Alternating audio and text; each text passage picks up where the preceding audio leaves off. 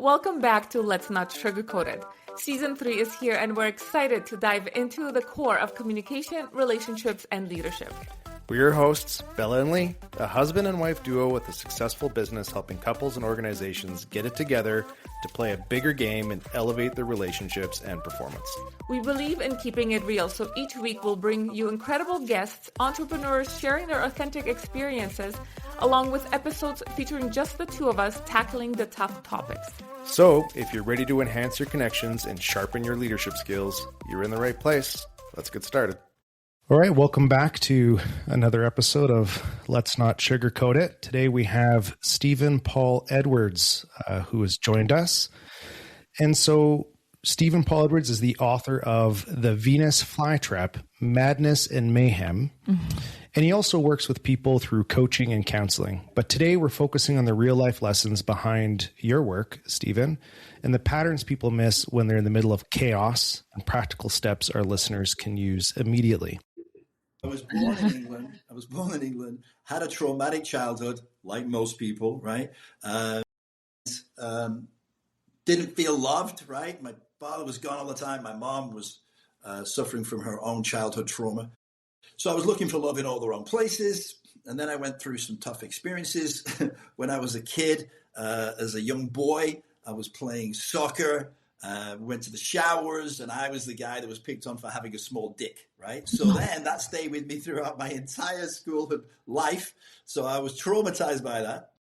Then, but all these things have a silver lining. As you know, nothing happens to you, it happens for you. You might not see it at the time, but later on I do. And then at 16... It would be hard to see that shower scenario, see how that would be happening for you at the time, for sure. So glad you were able to. At the time, yeah, absolutely. And for quite a while afterwards, let me tell you. But yeah, eventually it has a silver lining. So then at 16, I have my first manic episode. So I'm then diagnosed as bipolar. I ended up in a mental asylum. I had ECT, electric shock treatment, which I didn't understand what that was, or the long-term effects that can have on your life. And so, you know, we call it bipolar, of course, now, right? And I didn't know or understand it properly. And, you know, as you know, I'm sure you guys know, but if you're bipolar, you're not like exactly the same one or the other. And I tended to be more on the depressive side. And I went through life being ashamed of that, you know, because mental illness, when I first got it, was not seen as, you know, you broke your leg or you can fix it. It was a shameful thing. Society frowned upon it.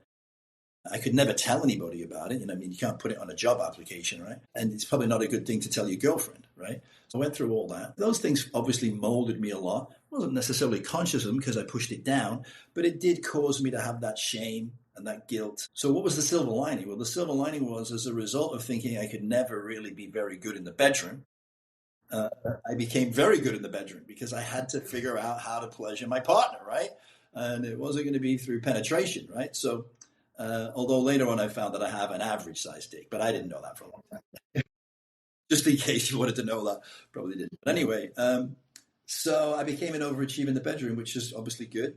And then with my manic depression and having severe depression, of course, it gave me, it gave me a compassion and understanding for the human condition, which has helped me in my career and what I do, which is helping people, you know, helping people that are having a hard time to be able to pull themselves out of it, as you do, as you guys are doing, right? So let's talk a little bit about that a little bit more, about helping people out. Because I think up to this point, people listening to the podcast might think you help people in the bedroom. And that's not necessary. Which I did, by the way, but that wasn't the focus. Well, it was for me, but not for everybody, right? Yeah. Because even though we've talked about, you know, this current book that you've written, you've actually written some other books as well. Is that accurate? Yeah. And so let's talk a bit about kind of the work that you've done with other people and what you do and what inspired you to get into that. Yeah, well, I guess the answer to what inspired me to do that was, you know, really, we think we want to help other people, but we really want to help ourselves. We think we want to save other people, we really want to save ourselves, right? But in the process, we can also help other people too. So I think that was the inspiration for it. Yeah. What is it that you actually do? Yeah. Like what kind of coaching, right? Because again, like Lee said before, it was listeners might think you help coach people in the bedroom, but you actually coach them in what? I may actually add that to one of my skills. Yeah. So what I do now is I went through all this personal development stuff. Worked with Tony Robbins. Worked with all these amazing people. And then I met this woman who taught me more than any of them had ever taught me, right? That you don't have to be perfect, that it's okay to have flaws, that it's okay to have all these things. And once you understand that it's okay, then you can let it out and you can deal with it. You can face yourself, right? So this memoir was really an opportunity for me to face my dark side as well as my light side, and to embrace that and to be able to share it with other people. Because I know for a long time I felt like I was alone, that I was the only person. And so by letting it out there, hopefully it gives permission for people to realize we're not alone, right? There are other people going through the same things we are. And by me putting it out there in a book without frills and just putting it out there and facing myself, putting it all out there, other people can do the same, and it's okay. In fact, it's a tremendously freeing, because until you do that, you're always at some level unconsciously living in fear. Well, what if people do find out about that? What if people find out I was in a mental institution? What if people find out that kids did think I had a small dick? You don't think of that necessarily in the forefront of your mind, but it's in the back of your mind. And lots of other things that I bring out in the book too that were humiliating. I mean, the whole relationship was humiliating, really, right? So even to write about the crazy stuff that I went through, just to get people to feel it's okay. All those things happen in life, right? And if you can't face those things yourself, your darkness, your shadow, whatever you want to call it, your shadow self, then you're always going to be in fear of people finding out about it anyway. There's no shadows without the light. That's right. Right? I'm going to use that. Bella.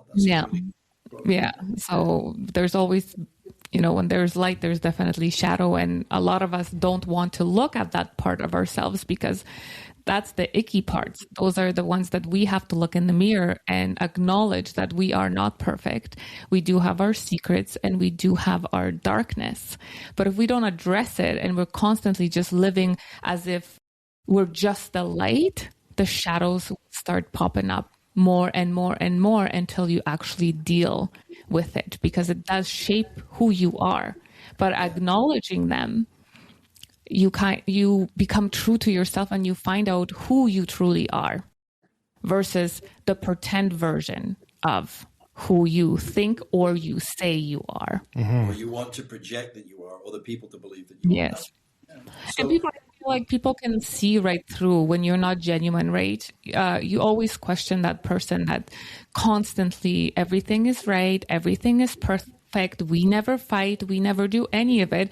You start questioning, because is that really realistic not to do have no conflict with anyone or yourself? Because those voices inside your head are constantly on. Yeah. Whether you want to admit to yourself or to the world. But we all have our dark sides. We all have our demons. We all have the stuff that we carry. But once we acknowledge them, once we work through them, we're able to move forward much lighter. Yeah. There was one chapter in the book, and it's a quote, and I can't remember who quoted this, but she said, we're all looking for someone whose demons play well with ours. Yeah. Interesting. Always looking for somebody who kind of makes us feel better about ourselves. Right? Can accept us for who we are, right? Can accept us for who we really are. Not just, as Bella was saying, the superficial part that we want to put out in the world, but for who we really are behind the curtain. So, this memoir of yours, this book is, a bit of a breakdown that, you experienced in your life. And I'm, before we kind of dive into a bit of, what that breakdown was, prior to that, you were living a life really of self-development, right? You're learning, taking it in, as well as practicing it and teaching people, about it. What were some things that you're aware of now that you were blind to then? Because I think when we're in that, we think we're on this journey or we're arriving and having these, transformations and we've got our life figured out. But then, as you talk about in this book, something happens that obviously reminds you that you don't have it all figured out. And so what, in hindsight now, looking back, what were some of those blind spots that you had? That's a great question. So it's one thing to teach it, but we still have blind spots that we can't see in ourselves, right? And when you spend so much time, as I did, focused on being out there, doing events and speaking and doing all this stuff, you're not looking at yourself, and you're not realizing that there are things that you need to look at, right? This experience, like I said, really got me to look at myself, who I really am, and the sides of myself that I've been afraid to show, right? So that's some of the things I got out of it. I mean, the whole thing is layered. I mean, the book is full of opportunities to learn. But what I like about the book, it's a story. It really is. It's what happened to me. I'm not trying in the book to say, well, this is what you should do, and this is what I should have done, right? It's like I did it, and but also what makes it funnier, because it's a pretty funny book, right? If you read it, it's like, because I'm funny, right? But what makes it even funnier is what your guys are saying. Listen, you've been in the personal and the spiritual development for 20 years and you still did this? What is wrong with you, right? You knew better. And I did. But I made some conscious decisions and some unconscious decisions that I had this woman who was a former international supermodel. She was absolutely gorgeous. She was crazy, and I love crazy, right? I've never lived a normal life. I say, people, what's normal, right? I'm an adrenaline junkie, right? She was total chaos, total mayhem, and I loved it, right? I was like, I'm on board. So I would ask and people would say, God, man, she took this, she stole your car, she stole your house, she did this and she did that. And I went, yeah, but oh, she got into my wardrobe and cut up all my clothes, right? Everything. I had about $200,000 worth of clothes. And was I mad? Sure. But the next day I just said, it's just clothes. I can replace the clothes. She had a moment. Little by slow, I got over it, right? To the point where she'd also stolen my car, right? She had a Bentley, and she stole my Bentley. Anyway, she finally comes home after a 3 or 4 day binge somewhere, God knows where. And I'm sitting outside by the pool, and she comes outside, and she throws the fob of the car on the table, and then she's going to walk out, right? She's going to leave. I said, where are you going? She said, what do you mean, where am I going? She said, I was pretty sure we were broken up. I said, listen, you just cost me $200,000. You're not going anywhere until you pay me back. So I made a joke of it, right? So the next minute, we're back together again, Now, is that crazy? Absolutely, But I knew what I was getting into from the beginning, right? From the very beginning. We had crazy situations happen where the police were involved. All kinds of things happen, right? But I'm not a victim. I was a volunteer. Right? I could have left at any time I wanted. No one was making me stay. And the question I asked myself, well, this craziness is not going anywhere. This is who she is, right? Is this what you want, right? And I would say, for right now, yes, right? For right now, yes. I knew it wasn't going to last forever, but I was going to enjoy it as best as I could until it became inoperable, right? You couldn't do it anymore. Right? At the time I had to let it go. Yeah, go ahead. I think your story is very relatable to many people who are in maybe unhealthy or toxic relationships, where they have this kind of in and out, right? They get fed up, they get angry.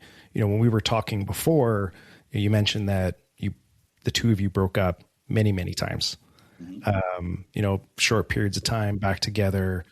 So for listeners that are listening or watching, what's something that you learned about going through this process of, yourself, whether it's boundaries or figuring out what it was that you felt you needed from the relationship, right? I think that's the key is, why do people stay, right?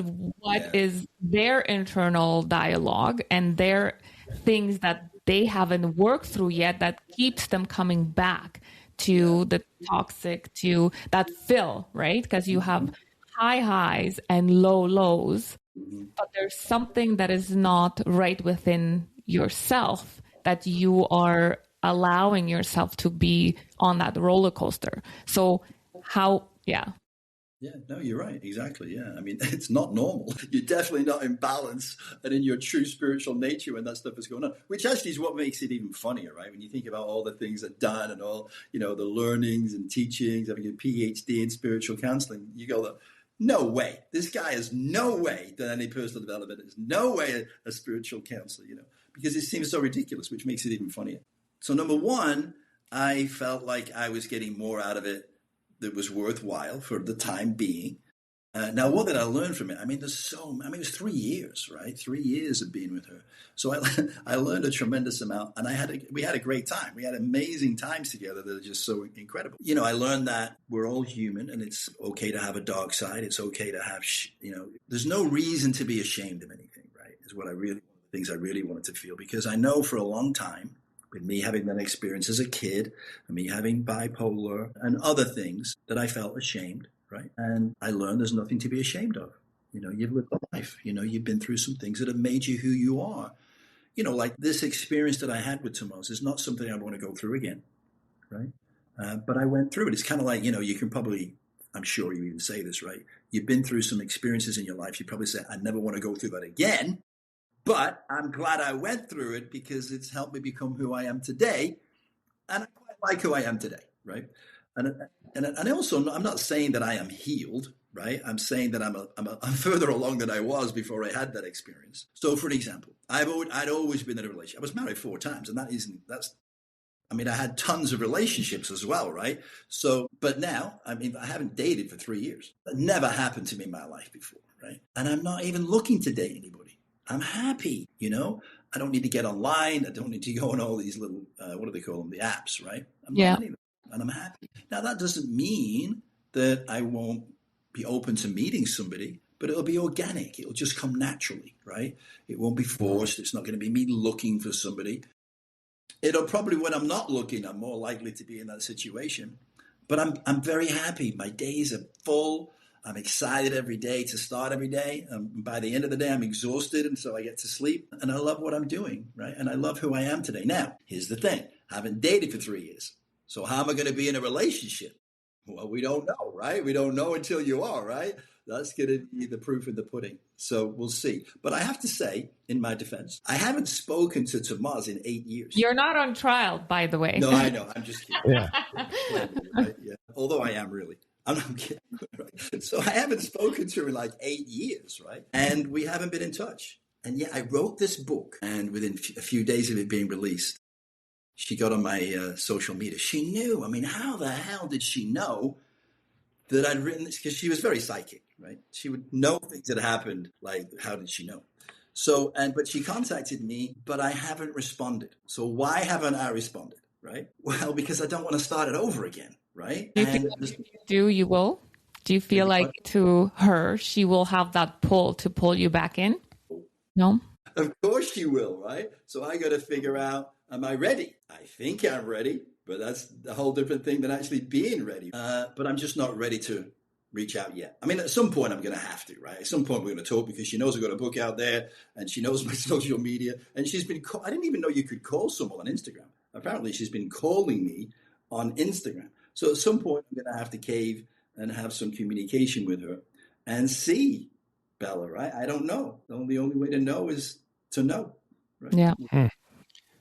I want to take us back to where you are now, where you've said you haven't dated anybody for 3 years, but prior to that, you probably felt like maybe you could not be in a relationship. So you've been married 4 times, constantly in other relationships.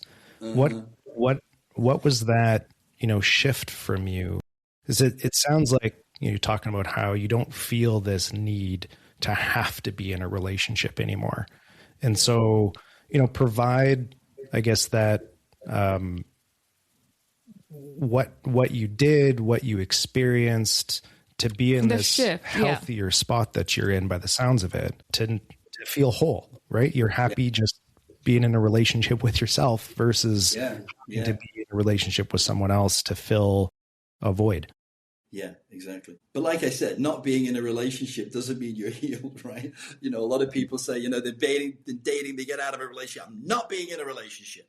And then they wait for 3 years, for example, right? And then they meet someone exactly the same in a different body, right? So what are the indicators for me that won't happen again? I've had the opportunity to be, and I've met women who are very similar to Mars, just the same thing in a different body. And I haven't got into a relationship with them. I'm not saying I wasn't tempted, but I didn't. And I really don't think I will with Tomas. But again, we'll have to wait and see when that happens. Now, I said to you, I haven't been in touch with Tomas. It's about 8 years. So it was 2017. Yeah, it's about 8 years. I've been in other relationships since then, right? But 3 years ago, so what is 3 years ago? It was like 2022. That was when I just finally said, it just got to that point where I said, is enough is enough. You know, what's the definition of insanity? Doing the same thing over and over again, expecting different results. No, that's not the definition of insanity. It's me. I'm the definition of insanity. I used to say, if you look in the dictionary, insanity is a picture of me. Right? Stephen Paul Edwards. That's right. That's right. Find it right there. So I finally decided to, the words take a time out, but to take some time to be with myself, to reflect on my life. Listen, guys, I used to do a journal, but you know what I never did? I never read it.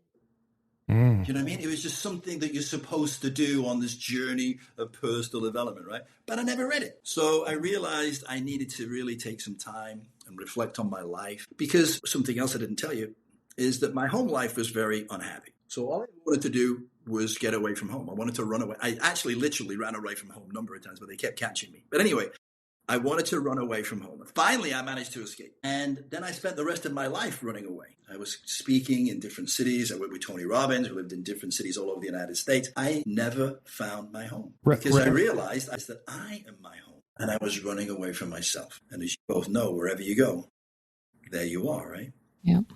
So yeah, you can't outrun yourself. That's for sure. You can't outrun yourself.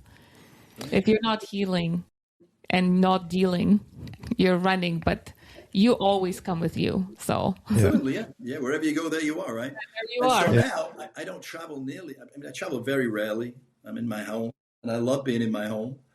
People think, "Are you okay?" Yeah, I'm fine. I'm doing great, right?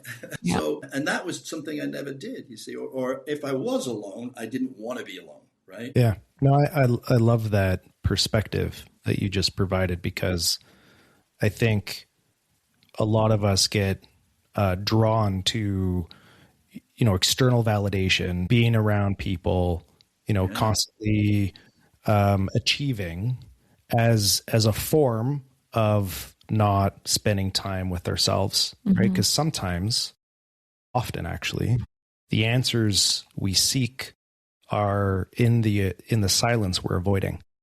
Absolutely. Yeah. And it sounds like I also want to bring this as an important part, because I never thought of it this way, is I do, daily journaling, but you're right. I don't go back and I don't read the things that I've journaled about, to provide myself with that form of reflection. And I think that, how has that been a powerful tool? Did you find that, like, what was something that you realized in that process of going back into your journaling and reviewing the things that you have written in the past? Yeah, it's a great question.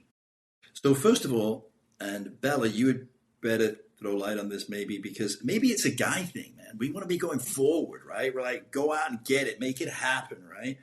Where women could I could care less about making anything happen. I just want to be here and I want to do this. But what I learned when I went back and read these journals, did you ever see the movie The Shining? Do you ever remember the movie with Jack Nicholson? And he's writing all the time, right? And finally, his wife goes to look at what he's writing, and he's writing the same thing over and over again. It's the same thing. And what I realized was I was doing that. I was writing the same thing over and over again. And I would go from, I got to break up with her. This isn't any good, to, well, maybe it could work out, right? And over and over, right? So, yeah, I would definitely, from my own personal experience, I'll tell you another thing that happened to me, which really is profound. When I met my fourth wife, I was doing an event. It was an event where at the end you could buy more education, it was about real estate. So on the last day, I'd seen her during the weekend, but you never can date someone in an audience when you're a speaker. It's like rule 101, right? So anyway, at the last day, she came in and asked to speak with me about the moving forward this education, and she'd taken her attire up a notch. So I noticed that, right? So I ended up talking to her, and then about 5 minutes into the conversation, she said to me, "Now I just need you to know I'm a Christian and a Republican." Who says that, right? Who says that, right? So I saw that and felt it as a red flag. Not that there's anything wrong with being a Christian or Republican, but it's just a strange thing to say right out of the gate, right? So anyway, I wrote that in my journal. in my mind, in my head, I said, this will never work. So when we were going through the divorce, for whatever reason, I had all this drawer full of journals, and I just pulled one out. Didn't say what date it was, and I just turned the page, and it was to that exact moment, which told me that it was all perfect, that we weren't meant to be together forever. You know, I've heard the saying, sometimes people come into your life for a reason, a season, or a lifetime. And I know that we'd had our season together because it said it right there. I'd said it then. It won't last, it won't work out. So I think that's another way that journals can be helpful. You just got to probably read them more often. Yeah, I mean, like for me, it would be you were ignoring the red flags, but you're going forward anyway. So going back and reflecting, knowing that your intuition and what your inside was screaming at you, you were like, yeah, no, I got this, right? And then we know as human beings, if we allow ourselves to tune into our bodies, we know all the answers. We just choose to ignore them because they may not be the ones we want to hear at that particular moment. Mm-hmm. Right? I've always said that, Bella. But listen, there's a different take on it. And I actually only heard this recently. The intuition doesn't mean it's telling you the right thing to do. It's bringing your attention to something, making you aware of it. And then you can make a decision whether you listen to that telling you not to do something or you're going to go forward. But you don't have an excuse anymore. Right? So my intuition was screaming at me. My intuition was screaming at me when I asked her what her favorite flower was. She said bird of paradise. I said, it's a bit expensive. What's your second favorite? And she said, what? Venus Flytrap. And I got that intuition right there and then. Ooh, that sounds a little dark. But then you say to yourself, well, listen, if I had at that moment just said I'm not going down that road, I wouldn't have had the experience. And I don't regret having the experience. In fact, I feel blessed and grateful for what we went through together. Not that I want to do it again, right? But the fact that I went through it made me a better person, right? Because it helped me get that freedom from the shackles of my shame and my guilt that had I not been through that experience, one or two things would have happened. I would have just drawn somebody else into my life and I would have gone through it again. Or I would never have learned the lesson, right? I would never have had that opportunity. I said this earlier, nothing happens to us, it all happens for us. It doesn't mean there aren't other ways to go about it, right? You don't necessarily have to go through what I went through to get to that point.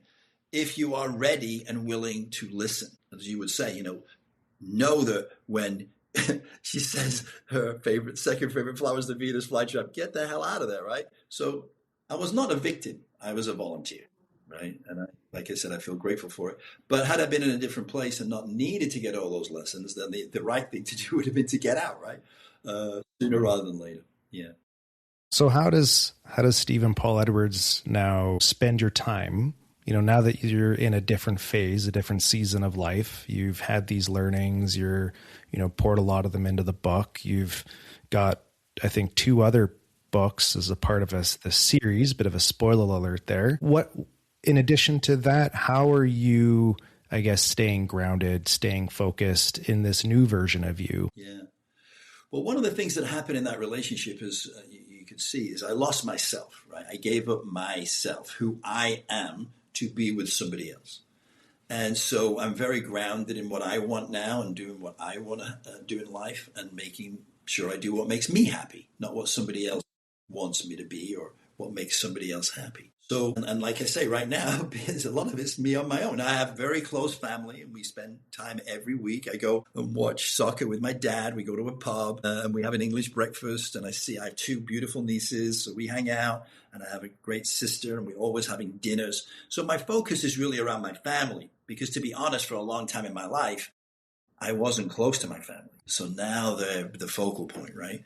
And then outside of that, I do coaching, I do investing, and I also work on getting this book out there. It's a passion. It's what I want to do. The other things give me the ability of the financial wherewithal to be able to do this, which is my passion right now. I really want to get this book out there.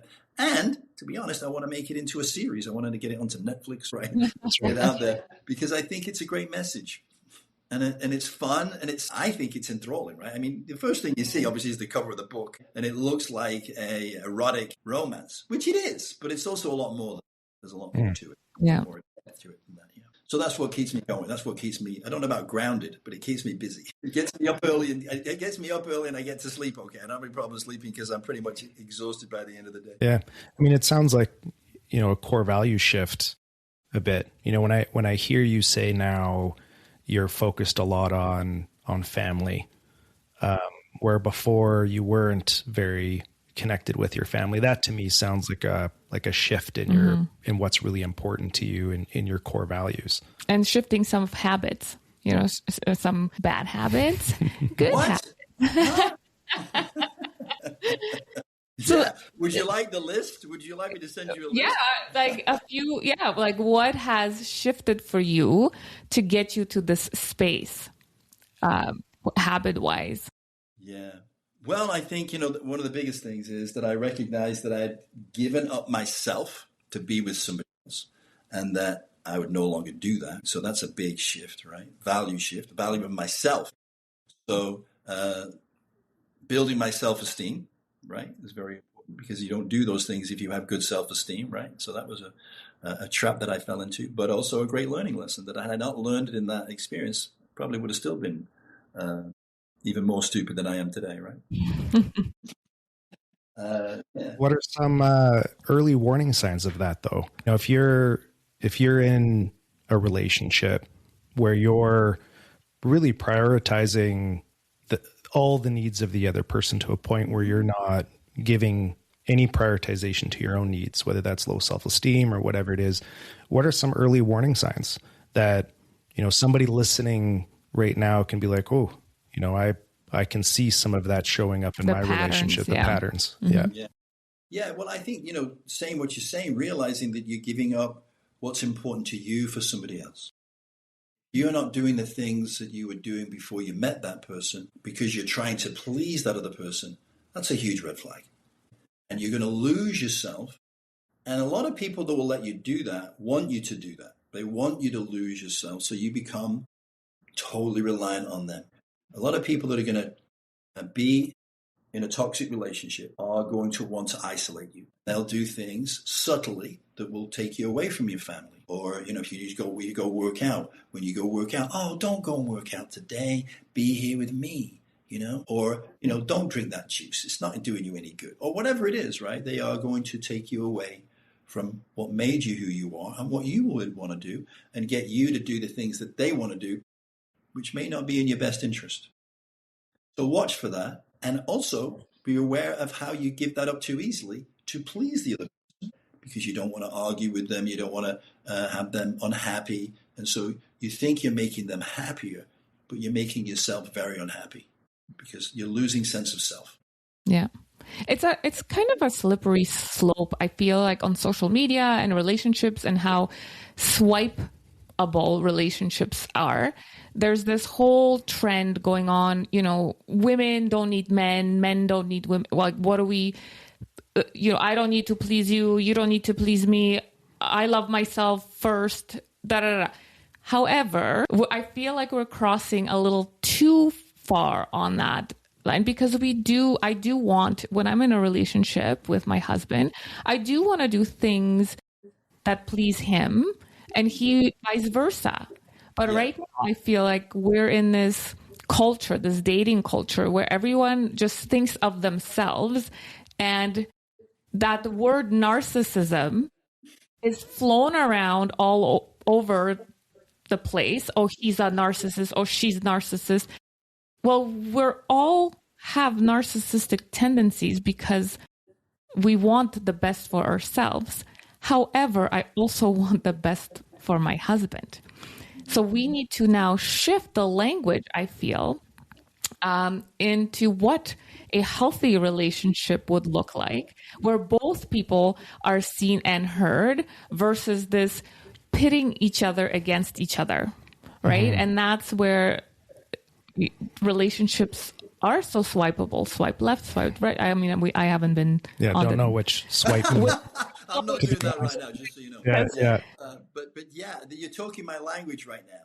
I see this is actually destroying society. I'm not kidding. It's destroying society. Now, this is I'm not going to get too long-winded here, but things have changed significantly in our culture and our society. So now, I'm not trying to say that women were not downtrodden for a long, long time, but I'm also not a believer in the men today paying the price for the men in the past. That happened, and now it's about empowering women to be in their own power, not at the expense of men being diminished or treated badly. You got to respect each other. The whole idea of equality is ridiculous. It's just stupid, right? It's like saying there's going to be the same number of women that do this and the same number of men. It's absolute insanity. It's like saying, so you're saying there should be the same number of bricklayers as men as women. It's nonsense. There are certain professions that men and women would want to take, and that's okay. What's important is we have equality in the respect and the treatment of each other, right? And it's okay to play a different role. You might be great at doing one thing and the person's great at doing another. It's okay. And then you work together with that to feel empowered. You feel close, you got to have respect and you got to have trust. Without those two things, you don't have a relationship. And I see so many times now where there is an inequality in that, not to be misogynistic, but women treat men very badly, generally.